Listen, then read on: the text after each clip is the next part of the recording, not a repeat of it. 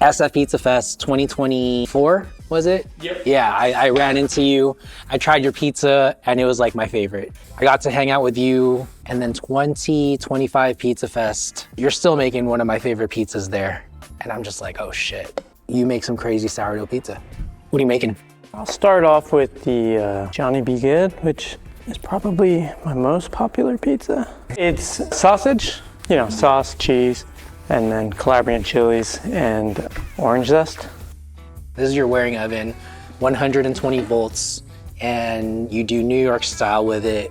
It's more of a hybrid, I guess, but I mean, I guess I kind of hate that too. I don't know what you call it. I guess more American style than. But what do you use it for? Are you using it for test bakes? Are you using it for? So mostly for test bakes now, but during COVID I was doing, like 18-inch New York style. I've been obsessed since a kid with pizza, mainly eating it, to the point where I was also the pickiest eater on the planet. But so then when I moved out here, I was working at a company that sold pizza peels. They actually make this. They sold stones. You work for PizzaCraft? I did, yeah. And they had a portable oven. This was like pre-uni days. The Pizza Q or Pizzeria Pronto, depending on where you bought it. We used to do these demos for Orchard Supply. You know, had to make pizza for them, testing out the oven. And we were just using like store-bought dough and, you know, all cheap stuff. But then I just became obsessed with making it. And that journey went on for about 4 years, which was cool because they let me test a lot of their products. I got to do some demos and things, which was fun. They actually had a pizza fest in the parking lot. Everyone was provided dough, just like some store-bought dough. But for that, I was already so obsessed that I just made the dough for my team. And I was like, okay, I can do a larger scale. Like, let's go. But actually, I was so obsessed with pizza that when I first moved out here, I had heard about Tony from like some food shows. Yeah.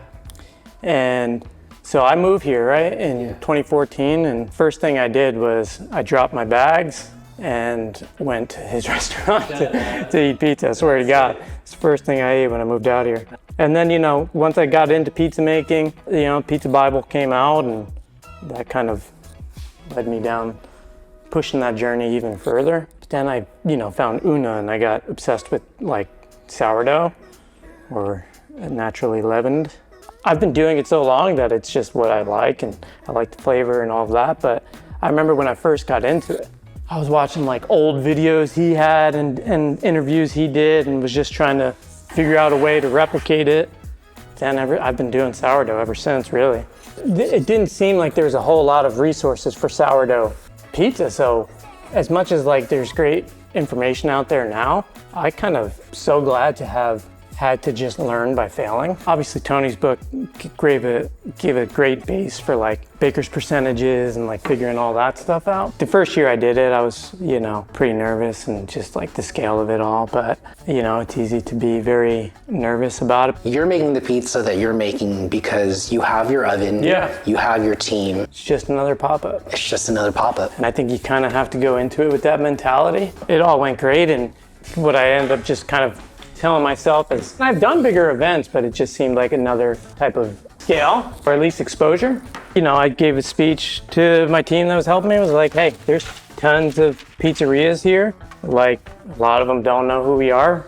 So, you know, just make it beautiful. Like, you know, if we put out 60 pizzas, like, that's fine, but I just don't want anything to come out that we're not proud of. We needed to put out way more, so we did, which was great. But you know, I just wanted that type of comfort from like, just make it beautiful. I think the biggest thing that I've been trying to focus on is just resisting the urge to toy with stuff. You know, it's fun, but trying to just dial where I'm at. So sourdough's fun, I'll say. You know, toying with the recipe, sure, like I don't want to change it a ton. You can always tweak, make small tweaks, whether it's starter amount, temperature of the water, things like that. I feel like that's a normal just judging the environment, and that's how I'm gonna adjust the pizza. Like I was playing around with doing different styles and things like that, which Sicilian I'll always keep doing, but with the dough it's like kind of just sticking to the formula and trusting it and making minor tweaks. but creativity can always get the best of me. Like I was looking up, I forget the name of the process, but it intrigued me. It's like something for like Japanese milk bread. It's where you take flour and hot boiling water, and you use a portion of that in the dough. It's supposed to make it a little bit softer, just changes the texture a little bit, allows you to kind of push hydration a little bit more. So I was like, okay, I'm gotta play around with that. But for like pop-ups and things like that, like I try to just stick to keeping that recipe improving, but in very, very small increments, you know, not tweaking hydration, and like also thinking about who's working with it, you know, like if I'm mainly working on the oven, I got to think about the experience of the people helping me with the dough. So I've scaled back hydration a little bit to make it more workable. The fennel in the sausage kind of is where the orange comes in, but it also just kind of brightens it a little. Yeah, no juice, just the zest. Your crust looks great. Thanks. That oil on top of it that you put on. Oh, before I bake, I started doing that honestly in this oven for New York style. I actually do it in the wood-fired oven because I cook a little bit lower of a temp. Doesn't really hurt it. I don't use any oil in my dough, but I love the like little micro blisters you get out of it. Yeah, this one's pretty crispy. Bottom's maybe a little touch dark, but I do tend to push my bakes longer than probably most would do. Yeah. I usually cook hotter than I normally would at Pizza Fest just to keep the volume going. Was the dough at Pizza Fest last year maybe better than this year? In my opinion, it was, but our operation was 1,000 times better. And so dough was perfect, but people, like the operations, the way people were moving were kind of on top of each other. Like it wasn't the most efficient operation. The people are, you know, is like the dough, like the communication wasn't as good, all that stuff. So I was like at the end of the day, this year was still better. Yeah, I mean, it was still, in my mind, it was still better than last year for me, but would I have liked for the dough to be less fermented? Sure. 99% of the people over there, maybe 99.9% of the people there probably couldn't tell. Oh, 100%. And honestly, some people are into that super sour taste.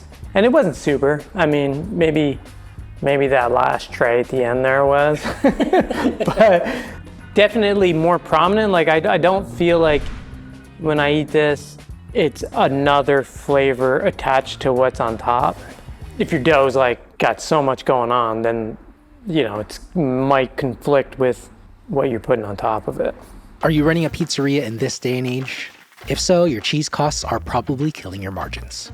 As someone who's talked to hundreds of pizzeria operators, I've seen this story play out many times. Here's what most pizzerias don't realize. Baccio isn't just selling you cheese, they're actually paying you to use premium cheese through their rewards program. Think about that. Better quality and cash back on every order. That's why I'm seeing more and more pizzerias switch to Baccio. They're getting the perfect cheese pull while actually improving their bottom line. Don't just take my word for it. Schedule a demo today and let them know What's Good Dough sent you. See how quality and profitability can actually go hand in hand. Yeah, like this dough I made yesterday, probably bulked for about 4 hours. Balled it, and then I do room temp a lot, probably most often, and that'll be 4 hours bulk and then 6 to 12 hours of balled. Room temp, doing it that way, you got quite the range of throughout the event. It's a pretty consistent and stable dough. Going back to what we were saying earlier, it has to be consistent. Like, even if you can handle inconsistent dough, your team might not be able to. No, I mean, that's actually at Pizza Fest, the dough is definitely pushed too far. I mean, but the people that were helping me, they just crushed it. And, you know, it was like, all right, here's the situation we're in today. I'm just gonna get through it, and here's how to do it. And they were like sponges to the process. I started with pizza because of how much I loved eating it. Yeah. And now I get more joy out of making it than I do eating it. Yeah. Especially with having my day job and all that. Like, there's weeks that I was just like, fuck. And like, you still got to prep, get everything ready for your pop-up and all that stuff. And you just feel burnt out. The minute I start service, I'm like, I feel back to normal. I'm like, it's my happy place. Really 15 degrees cooler down here. That's tight, but this is beautiful. Yeah. I don't know that all of that is, like, your time and speed is probably a little bit different. I changed a little bit with that, but it's about right. What's good, though? Pizza community. That's what's good, honestly. Yeah, it's interesting. So the community is what keeps you going, but I just love making pizza. If I'm ever having an off week, I show up to a pop-up and all of a sudden I'm just like, feel back to normal in myself. It's turned into therapy, really. You know, even when I'm done serving, I'm like, I want to keep making pizza.